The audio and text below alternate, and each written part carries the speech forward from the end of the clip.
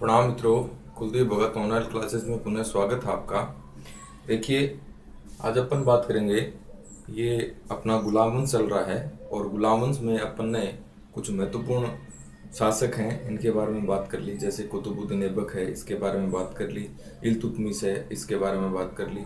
इल्तुतमिश के बाद में उसका बेटा रुकनुद्दीन फिरोज है, ये शासक बनता है, उसके बारे में बात कर ली। आज जो अपन बात करेंगे वो रजिया के बारे में बात करेंगे। देखिए, रजिया के बारे में क्या क्या इंपॉर्टेंट बातें बनती हैं। अपन बात करें रजिया सुल्ताना के बारे में, तो देखिए साहब, रजिया सुल्ताना। रजिया रजिया सुल्ताना रजिया सुल्ताना है। इसका कार्यकाल 1236 से 40 था। 1236 से 40 ईस्वी का कार्यकाल था। ग्वालियर अभियान के समय ग्वालियर अभियान ग्वालियर अभियान के समय इल्तुतमिश ने इसको दिल्ली का प्रभारी नियुक्त किया था। नेक्स्ट अपन बात करते हैं, और फिर इल्तुतमिश ने अपना उत्तराधिकारी है वो भी इसको नियुक्त कर देता है। और उत्तराधिकारी घोषित करने के लिए ताजुल मुल्क मोहम्मद दबीर को मनोनयन पत्र तैयार करने के लिए कहता है। रजिया की माता, इसका नाम था तुर्कमान खातून इसकी माता का नाम था। नेक्स्ट है इसामी के फुतुह उस सलातीन में, फुतुह उस सलातीन पुस्तक में यह जनता से एक समझौता था, या जनता से समझौता करके रजिया सिंहासन पर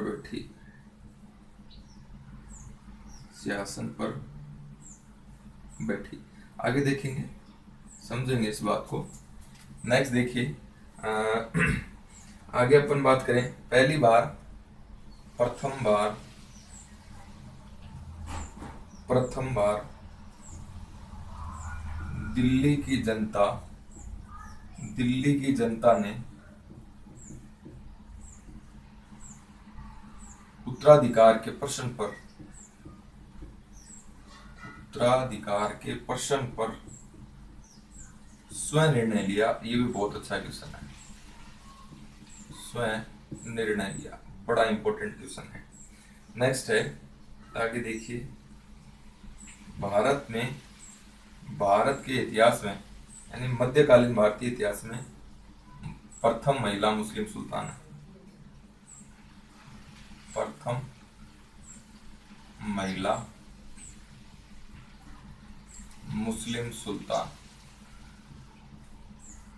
उपाधि इसने धारण करी उम्दत उल निश्वा की इसने क्या करी? उपाधि धारण करी। आगे देखिए, अब इसके कार्य हैं वो देखेंगे अपन। क्या कार्य, क्या क्या इंपॉर्टेंट कार्य थे इसके। तो कार्यों में देखिए, रजिया है, यह है मर्दाना रवैया अपनाया इसने। क्या किया? एक तो कुबा यानी कोट, और कुला यानी टोपी पहननी शुरू कर दी। नेक्स्ट है, याकूत से प्रेम था। जो जलालुद्दीन याकूत था, यह अबीसीनियाई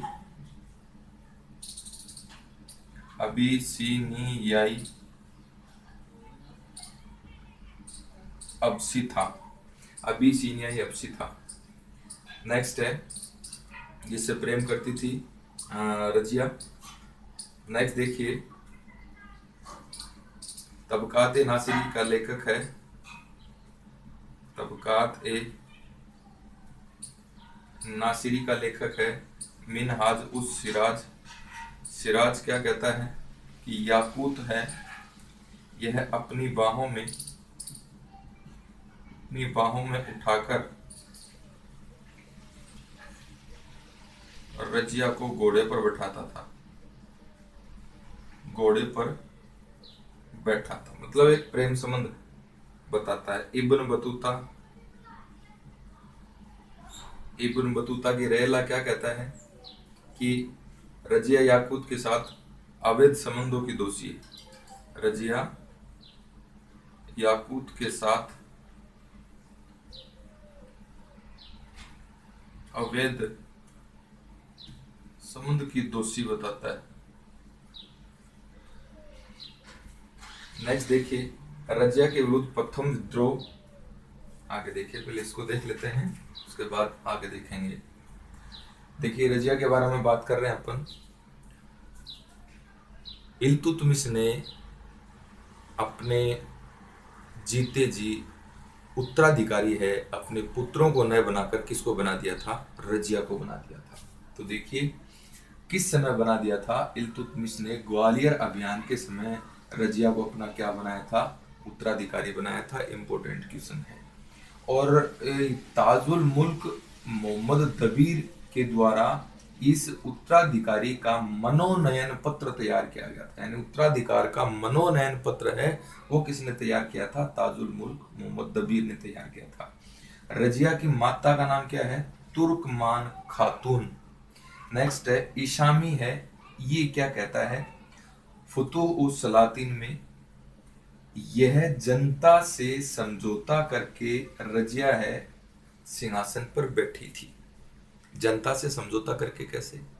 रजिया से पहले जो तुर्क सरदार थे उन्होंने इल्तुतमिश के बेटे रुकनुद्दीन फिरोज को गद्दी पर बैठा दिया था। अब रजिया है, यह दिल्ली की जनता के सामने पेश होती है लाल वस्त्र पहनकर और दिल्ली की जनता से न्याय मांगती है। और दिल्ली की जनता व रजिया ने क्या किया? रुकनुद्दीन फिरोज का हत्या कर दी और रजिया स्वयं क्या बन जाती है? शासिका बन जाती है। तो यह बात इसामी कहता है, ये बात तो ध्यान में रखना। इसामी का कमेंट है। अब है एक क्वेश्चन और, प्रथम बार दिल्ली की जनता ने उत्तराधिकार के प्रश्न पर स्वयं निर्णय लिया। बड़ा इंपॉर्टेंट क्वेश्चन है कि कौन से शासक के समय जनता ने उत्तराधिकार के प्रश्न पर स्वयं निर्णय लिया? तो किसके समय? रजिया के समय। भारत में प्रथम महिला सुल्तान है ये। अवधि उपाधि बड़ी इंपॉर्टेंट है इसकी। उम्दत उल निश्वा, ये इसकी उपाधि थी। इसके कुछ काम थे वो देखिए, जिससे जो चालीसा दल है और जो धर्मार्थ जो लोग थे वो नाराज हुए रजिया से। कौन कौन से काम किए? रजिया ने मर्दाना रवैया अपना लिया। कुब्बा और कुल्हा, कुब्बा यानी कुर्ता पहने लगी, कुल्हा यानी मर्दों की तरह टोपी लगाने लगी। याकूत से प्रेम संबंध। याकूत जो था ये जलालुद्दीन याकूत अबीसीनियाई अब्सी था। अबीसीनिया का एक अब्सी था, अब्सी जाति होती है। तबकात नासिरी का लेखक है सिराज। सिराज क्या कहता है? याकूत अपनी बाहों में उठाकर रजिया को घोड़े पर बैठाता था, यानी प्रेम संबंध को जाहिर करता है सिराज। इब्न बतूता अपनी रहेला में क्या कहता है कि याकूत के साथ अवैध संबंध की दोषी है। कौन दोषी है? रजिया। रजिया है ये याकूत के साथ प्रेम संबंधों की दोषी है, यानी इन दोनों के मध्य प्रेम संबंध था। ये दोनों पुस्तकें हैं, इसकी क्या करती है? पैरवी करती है कि ये प्रेम संबंध था सब इन दोनों के अंदर। उल्लेख मिलता है रजिया और याकूत के प्रेम संबंधों का। फुतूह सलातीन और पुस्तक कौन सी है? आपकी रहेला नामक पुस्तक में। आगे देखिए भी, आगे अपन बात करते हैं रजिया के विरुद्ध।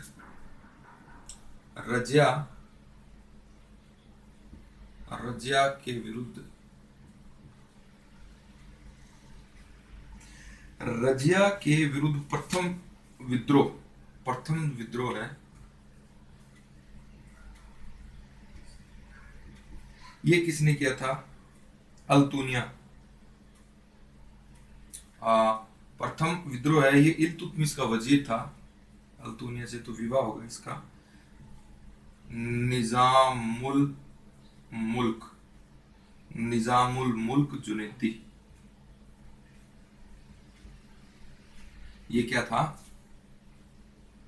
रजिया के समय इसने पहली बार विद्रोह किया, रजिया के साथ में। नेक्स्ट है रजिया के समय सुल्तान व अमीरों के मध्य संघर्ष की शुरुआत हुई।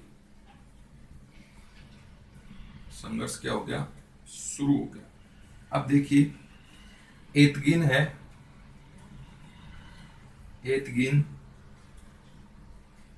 को बदायूं का दूत सूबेदार बनाया रजिया ने। अल्तुनिया को बटिंडा का सूबेदार बना दिया।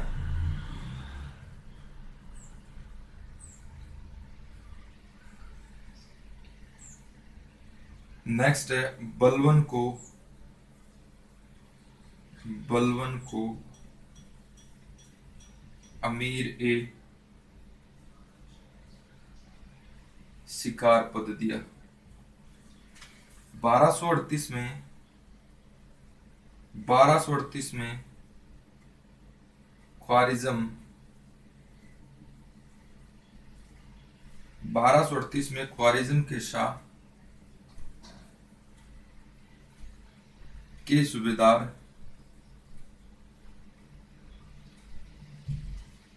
जिसका नाम है मलिक हसन कारलूम ने मंगोलों के खिलाफ रजिया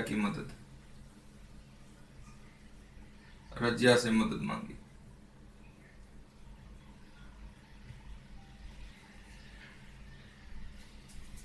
सहायता मांगी थी लेकिन रजिया नहीं देती है। रजिया है इसके समय रणथंभौर व ग्वालियर अभियान हुआ।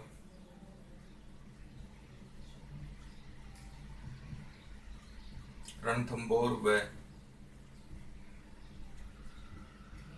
ग्वालियर अभियान हुआ और ये ग्वालियर अभियान, रणथंभौर अभियान रजिया का सेनापति था और सेनापति का नाम है कुतुबुद्दीन हसन। अब अपन बात करते हैं रजिया का पतन। तो पतन में आप देखेंगे रजिया के समय पहला विद्रोह, प्रथम जो विद्रोह है यह है लाहौर के इक्तादार कबीर खां तथा दूसरा विद्रोह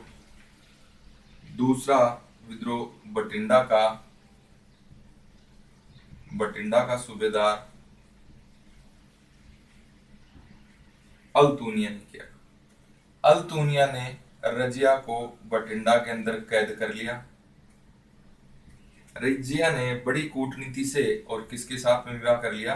अल्तुनिया के साथ में विवाह कर लिया। 1240 में कैथल के निकट रजिया और अल्तुनिया की हत्या कर दी गई डाकुओं के द्वारा। मिनहाज उस सिराज है, ये कहता है रजिया में सभी बादशाही गुण थे। सभी बादशाही गुण थे, ये कौन कहता है? मिनहाज उस सिराज। लेकिन महिला होने के कारण क्या थे, ये बेकार थे। नेक्स्ट है के ए निजामी। के ए निजामी है, ये कहता है इल्तुतमिश के उत्तराधिकारियों में इल्तुतमिश के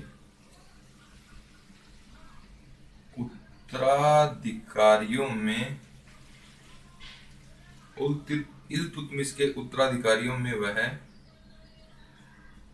सबसे श्रेष्ठ थी, सबसे श्रेष्ठ थी। ये किसका कथन है? के ए निजामी का। देखिए साहब, रजिया के विरुद्ध पहला विद्रोह है, यह है वजीर निजामुल मुल्क जुनैदी ने किया था। निजामुल मुल्क जुनैदी ने किया पहला विद्रोह। रजिया है, इसके समय सुल्तान व अमीरों के मध्य संघर्ष की शुरुआत। बहुत बढ़िया बात है साहब। अब इन अमीरों को संतुष्ट करने के लिए एतगिन को बदायूं का सूबेदार, अल-तूनिया को बठिंडा का सूबेदार बना दिया गया। बलवन को अमीर ए शिकार का पद दिया गया। 1238 में ख्वारिज्म के शाह के राजदूत या सूबेदार, ख्वारिज्म के शाह के सूबेदार जिसका नाम था मलिक हसन कारलुंग ने मंगोलों के खिलाफ रजिया से मदद मांगी थी। ये भी एक अच्छा क्वेश्चन बनता है। रजिया ने रणथंबोर व ग्वालियर अभियान किए थे, जिसका सेनापति कौन था? कुतुबुद्दीन हसन। रजिया के पतन में देखें तो रजिया से पहला जो विद्रोह करता है पतन के संदर्भ में, तो कौन करता है? लाहौर का कबीर खान करता है। और दूसरा विद्रोह है, यह कौन करता है? यहाँ पर यह षड्यंत्र रच रहा है। दूसरा विद्रोह है ये बठिंडा के अल-तूनिया, और अल-तूनिया ने रजिया को कैद कर लिया। रजिया ने इसके साथ ही क्या कर लिया था? विवाह कर लिया था। 1240 में कैथल के निकट रजिया और अल-तूनिया दोनों की हत्या कर दी गई थी डाकुओं के द्वारा। मिनहाज उस सिराज है, ये कहता है कि रजिया में सभी बादशाह के गुण थे, लेकिन महिला होने के कारण ये बेकार थे। के ए निजामी क्या कहता है कि इल्तुतमिश के उत्तराधिकारियों में वह सबसे श्रेष्ठ थी। कौन? रजिया। तो ये बात थी रजिया के बारे में। आगे देखिए,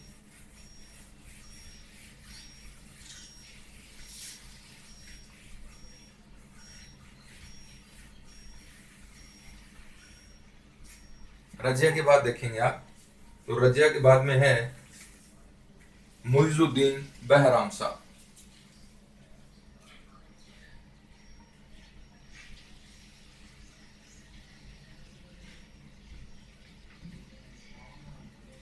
मुइजुद्दीन बहराम शाह 1240 से 42, 1240 से 42 इसका कार्यकाल था। इसने एक पद बनाया था, पद का नाम है नायब ए मुमालिकात या नायब ए मुमालिक। और इस पद पर प्रथम जो नायब बनता है ये बनता है एतगिन। प्रथम नायब एतगिन बनता है। इसके समय 1241 में लाहौर पर ताहिर बहादुर के नेतृत्व में प्रथम मंगोल आक्रमण हुआ। ये भी एक इंपॉर्टेंट क्वेश्चन है। नेक्स्ट है वजीर मुहाजबुद्दीन ने बहराम की हत्या कर दी। बहराम की हत्या कर दी। आगे देखिए, बहराम के बाद में अलाउद्दीन मसूद शाह। अलाउद्दीन मसूद शाह, अलाउद्दीन मसूद शाह है, यह 1242 से 1246 का कार्यकाल है। यह रुकनुद्दीन फिरोज का पुत्र था। रुकनुद्दीन का पुत्र था। शासन की वास्तविक जो शक्ति थी ये थी मुआजुद्दीन के पास में। नेक्स्ट है, बलबन को अमीर हाजिब बनाया गया। इसके समय बलबन को अमीर ए हाजिब बनाया। देखिए बलबन की शक्ति का उत्कर्ष हो रहा है धीरे धीरे, बनाया गया। अलाउद्दीन मसूद शासक के शासनकाल में और इसी के शासनकाल में बलबन का राजनीतिक प्रभुत्व आरंभ हुआ। बलबन का राजनीतिक प्रभुत्व आरंभ हुआ। नेक्स्ट अपन बात करते हैं, इसके बाद में जो शासक बनता है वो बनता है नासिरुद्दीन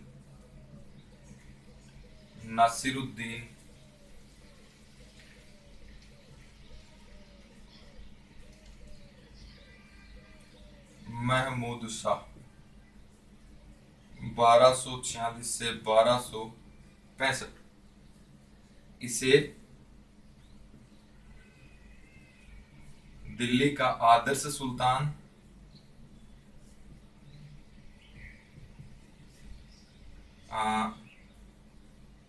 दरवेश राजा, दरवेश सुल्तान, यह है शमसी वंश का पांचवा व अंतिम सुल्तान था। सुल्तान बनने से पहले यह बहराइच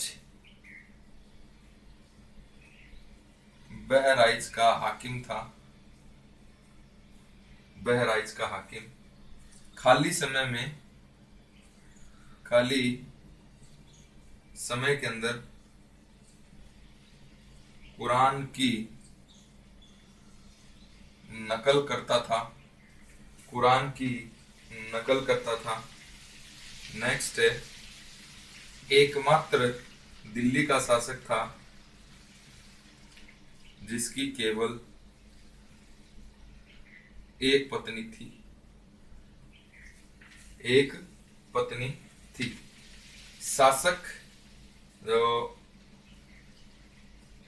शासन की वास्तविक शक्ति जो थी ये किसके हाथ में थी? बलबन के हाथ में थी। नेक्स्ट है, बलबन को नायब का पद दिया गया व उलूग खां की उपाधि दी गई। बलबन ने अपनी पुत्री का विवाह इसके साथ में कर दिया। बलबन ने अपनी पुत्री का विवाह इसके साथ में कर दिया। अब ये बलबन का उत्कर्ष है, यहां से शुरू होता है बलबन का उत्कर्ष। नेक्स्ट है, बलबन का मुख्य प्रतिद्वंदी जो था इस समय, बलबन का मुख्य प्रतिद्वंदी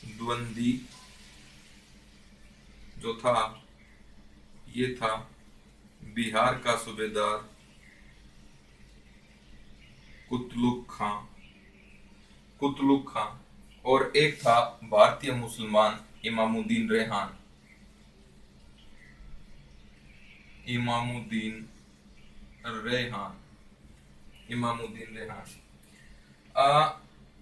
नासिरुद्दीन मोहम्मद की जो माता थी, नासिरुद्दीन मोहम्मद की माता मलिका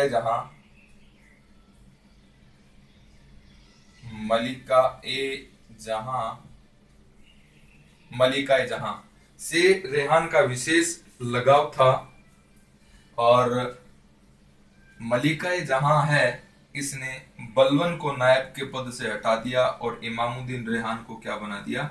नायब बना दिया।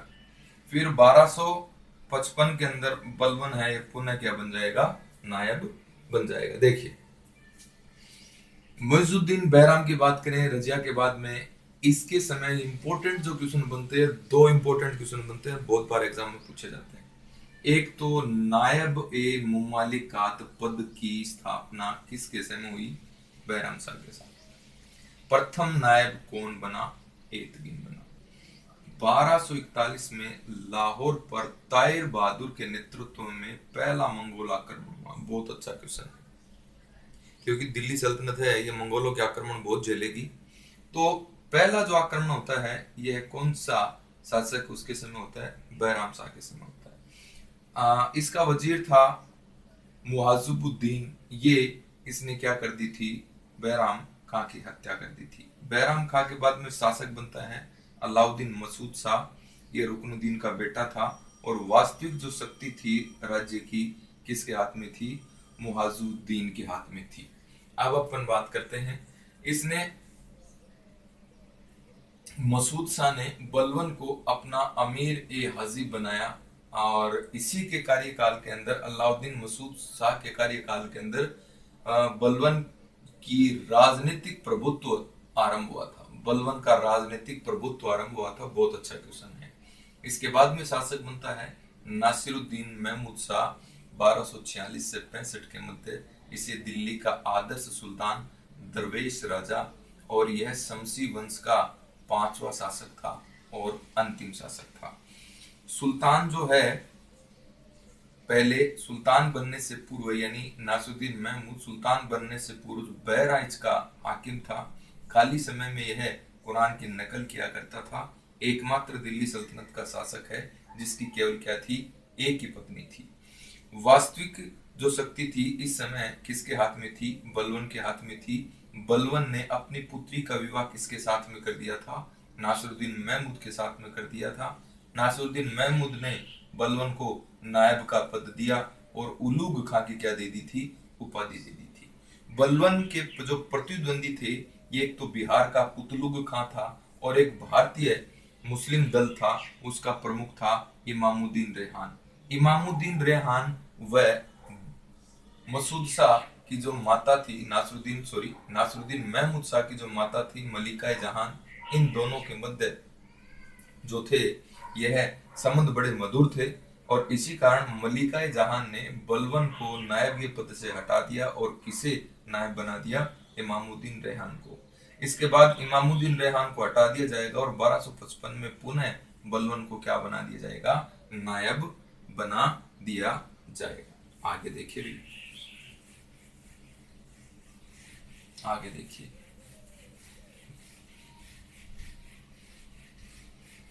नासिरुद्दीन की बातें चल रही हैं। नासिरुद्दीन के कार्यकाल में और क्या क्या इंपॉर्टेंट बात होंगी, नेक्स्ट देखिए। नासिरुद्दीन के समय बंगाल है, बंगाल दिल्ली के प्रभुत्व से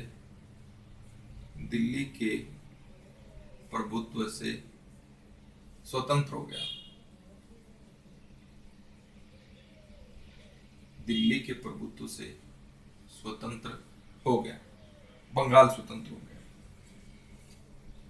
मिनहाज उस सिराज यह काजी था दिल्ली का, किसके समय? नासिरुद्दीन महमूद के समय। नेक्स्ट है, मिनहाज ने ही नासिरुद्दीन को दिल्ली का आदर्श सुल्तान कहा। आदर्श सुल्तान कहा। नेक्स्ट है, मिनहाज जो है यह है प्रथम इतिहासकार है, प्रथम इतिहासकार है जिसने दिल्ली सल्तनत का कालक्रमिक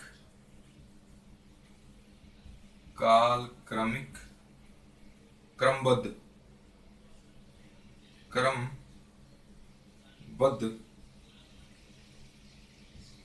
विवरण प्रस्तुत किया। नेक्स्ट है, इसामी ने लिखा वह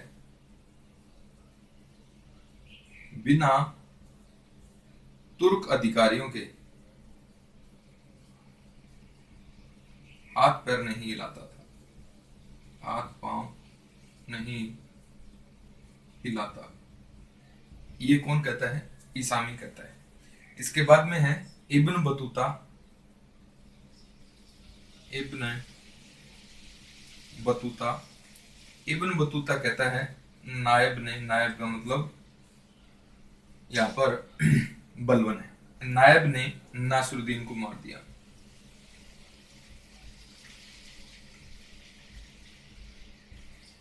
इब्न बतूता कहता है। नेक्स्ट देखिए, इसामी कहता है,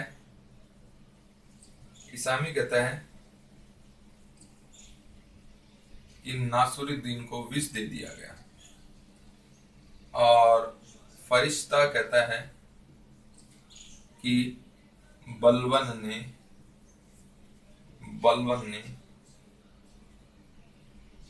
इल्तुतमिश के वंशजों का वध कर दिया,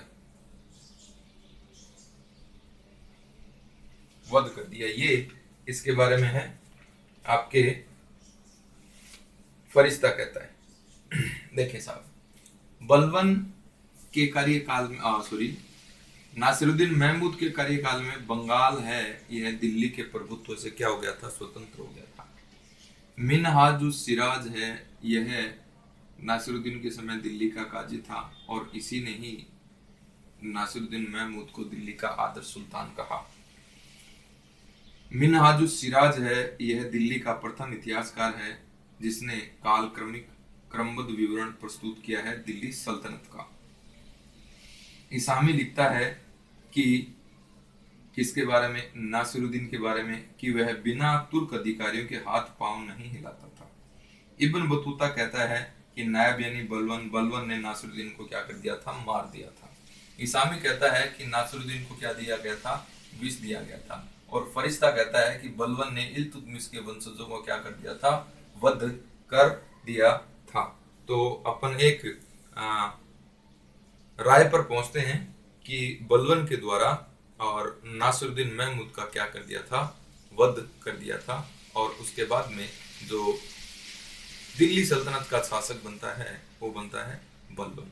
तो बलवन को अपन आने वाली क्लास में पढ़ेंगे। धन्यवाद।